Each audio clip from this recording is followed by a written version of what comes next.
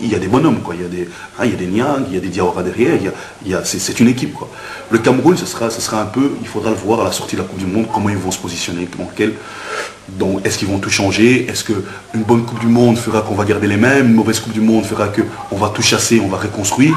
Donc il faudra regarder un peu. Donc c'est une équipe un peu qu'on ne peut pas juger actuellement. C'est-à-dire qu'il faudra voir la Coupe du Monde, comment ça va se passer.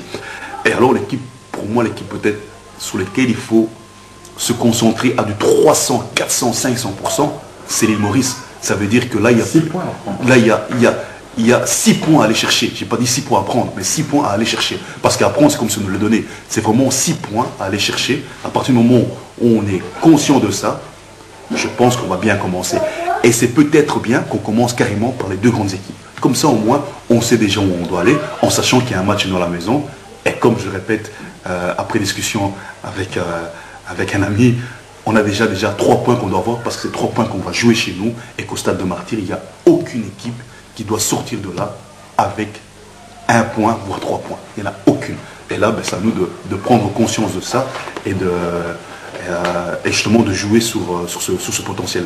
Par rapport au premier match justement contre le Sénégal, est-ce que si on avait commencé par le Cameroun, ça n'aurait pas été un peu plus facile, vu peut-être que ce qui va se passer après la Coupe du Monde?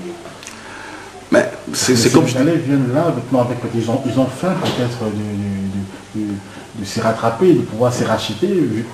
Mais par rapport au Cameroun, il n'aurait pas mieux valu commencer par le Cameroun? Mais nous aussi, on doit avoir faim. On doit avoir faim. Donc, on aura 2 équipes qui ont faim. Donc, nous aussi, on doit avoir faim. On doit avoir justement cette arme de se dire, voilà, c'est notre premier match. On doit le gagner. À partir du moment où on le gagne, je pense qu'on sera bien lancé. Et s'il y a catastrophe, que je ne souhaite pas, il faudra vraiment se poser les bonnes questions. Je pense que là, on a actuellement, que ce soit Sénégal, vous savez, dans une compétition comme ça, où il n'y a qu'une équipe qui passe, les 3, le bonus, là, les 3 meilleurs deuxièmes, ou je ne sais pas très bien quoi, il n'y a pas de calcul, on ne se pose pas de questions, on y va, on va à la guerre, quoi. C'est-à-dire qu'on va pour aller, justement, avec le potentiel joueur qu'on a, et le réservoir qu'on a, on doit avancer pour justement arriver à cette phase de la Coupe d'Afrique. Très bien. Maintenant, un clin d'œil aux Léopards Dames, qui ont gagné 5-2 contre le Botswana. Et au match aller, déjà, elles avaient gagné sur le terrain du Botswana. Mais ces jeunes femmes n'ont pas de championnat proprement dit pour pouvoir se maintenir en forme. Est-ce que vous avez une idée de ce qu'on pourrait faire éventuellement? Parce que moi, par exemple, mon idée serait peut-être de l'intégrer, peut-être une équipe de filles dans un championnat de jeunes, de jeunes garçons de 14-15 ans, peut-être. Bah oui, je pense que ça se fait dans notre pays, donc pourquoi nous on ne le ferait pas? Donc c'est une bonne chose. Et là encore, justement, je dis dans le choix du DTN, parce qu'on a ce souci, on a 2 DTN. Hein, je lance pas une boutade, on a 2 DTN. Donc à un moment, c'est ce genre de choses sur lesquelles il faut penser. Il ne faut pas simplement aller toquer à la porte du ministre, à la porte de la FECOFA en disant voilà, je veux ceci comme moyen. Non, à un moment, il faut proposer des choses. Et j'espère sincèrement qu'on a proposé ce genre de choses-là. Parce que justement, oui, elles ont gagné. Oui, elles ont fait 6 points. Il reste le Cameroun. Mais voilà, donc il ne faut pas se voiler. On ne va pas continuer éternellement à jouer à la voilà, c'est ça. Donc à un moment, il faut. Vous savez, la France aujourd'hui fait une grande réflexion sur son football. Gérard Houllier a dit le problème en France, c'est que pendant des années, on a été très bon et on a oublié que les autres pays avançaient.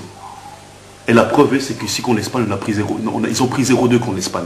Donc, à un moment, à force de croire qu'on est, parce que c'est ça aussi notre souci, on est champion du monde avant d'avoir joué, oui, on aurait pu battre celui-là, oui, mais à force de dire oui, on peut, à un moment, on ne fera rien. Donc, il faut arrêter, il faut travailler, il faut se remettre dans les principes et les bases. Et je pense que ces bases-là, le football, ce n'est pas une question de prétention, c'est une question d'ambition. À partir du moment où il y a de l'ambition, on sait qu'il y a un travail énorme à faire. S'il y a de la prétention, on y va en disant il n'y a pas de problème, moi je suis congolais, j'ai été le premier pays d'Afrique à jouer la Coupe du Monde, on revient encore avec ça.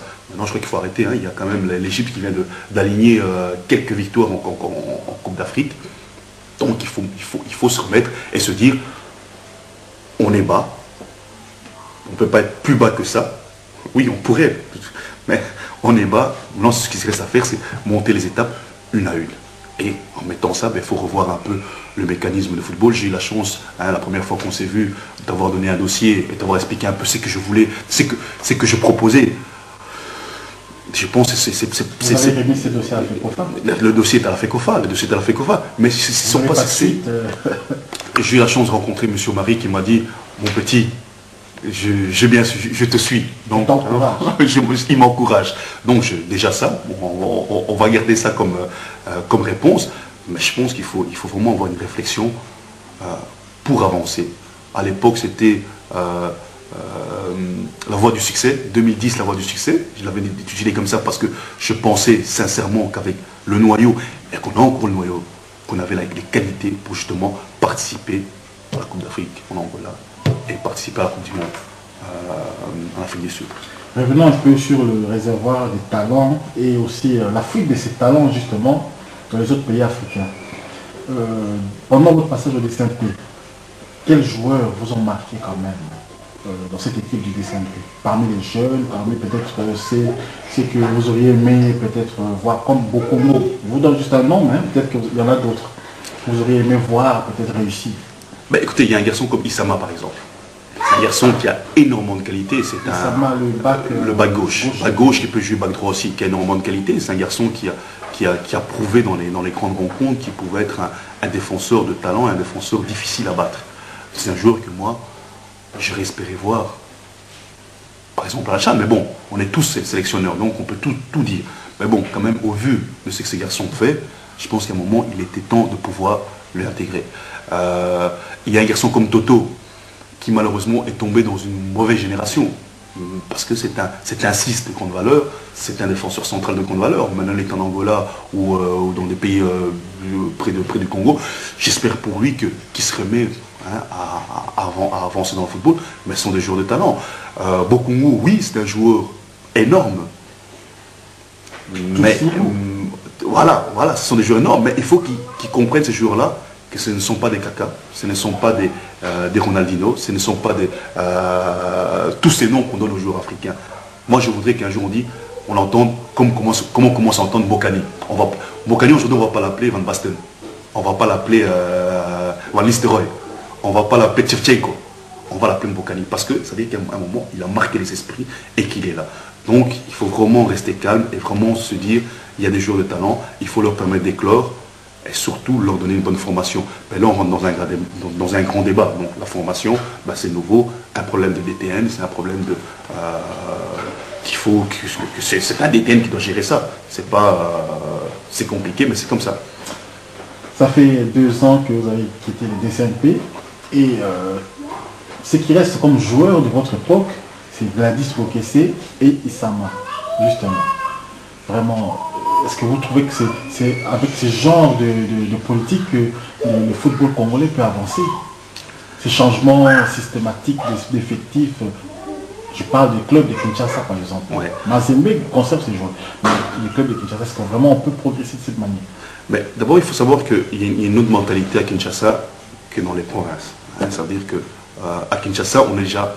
On a immédiat. Non seulement le résultat, mais c'est pas ce que je veux dire. C'est-à-dire que on a l'impression qu'on est déjà à la porte de l'Europe. Donc tout le monde a envie de partir en Europe. Tout le monde, même un joueur qui marque 2 goals par match, se dit, maintenant je peux partir. Donc il y a ces joueurs qui prennent plutôt les clubs de la capitale comme un tremplin pour partir.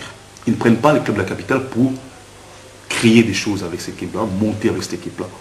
Je peux comprendre parce que le football reste quand même un métier.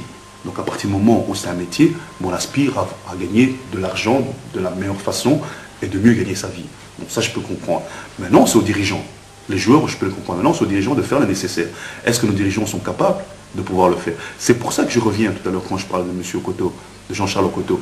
Parce que, justement, il a à un moment donné de son temps, donné de son argent, pour justement pouvoir garder ça. Mais la grande famille vert et blanc a trouvé que ça devenait un peu trop sérieux, peut-être. Peut-être que... dans un foutoir, c'est plus facile de gagner son pain. Et c'est ça qui a créé qu'il y a des joueurs qui sont prêts à partir, qui sont prêts à revenir, qui sont au moindre coup de téléphone de Lumumbashi, mais sont prêts à partir. Même si aujourd'hui je suis content pour un Joel Kimwaki qu'il puisse se retrouver là. Ça veut dire qu'il va peut-être jouer des matchs de grande compétition, mais j'espère aussi que ça sera un passage pour lui, mais ce passage-là ne doit pas durer un an, ça doit être au moins 2-3 ans. Il doit quand même vouloir gagner des coupes, gagner des trophées avec Mazembe. Il en a déjà gagné un ici il n'y a pas très longtemps, donc il est dans une bonne dynamique, quoi.